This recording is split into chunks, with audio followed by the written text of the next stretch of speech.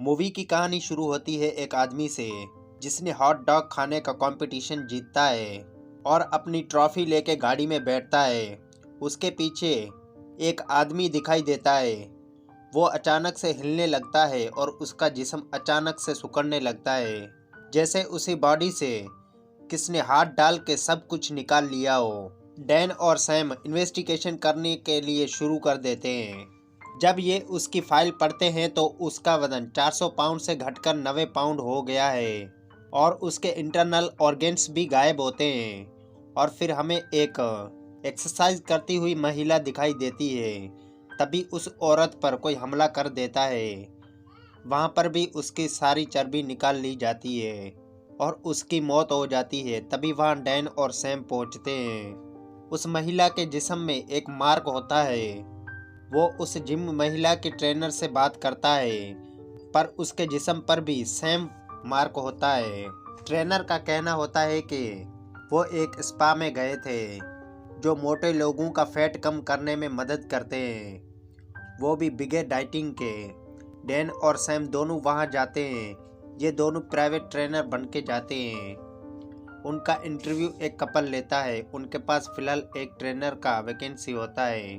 Sam को एक trainer के रूप में रखा जाता है और डैन को लंचमैन के काम पर लगा दिया जाता है। डैन को किचन में एक डिश बहुत पसंद आती है और वो उसका एक कप छुपा लेता है। वो जैसे ही उसे खाता है उसे चक्कर आने लगते हैं। तभी वो सैम को कॉल मिलाता है। इसी टाइम मेरिटा एक क्लाइंट के लिए थेरापी कर रही होती है और वो उसे बताती है कि ये चीन की थेरापी है। इसका सिर्फ एक ही नुकसान होता है कि वो निशान छोड़ जाता है।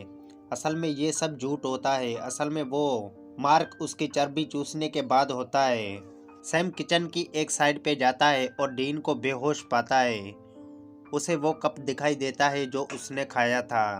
उसके बाद वो उस शेफ को ढूंढता है जिसने वो बनाया था।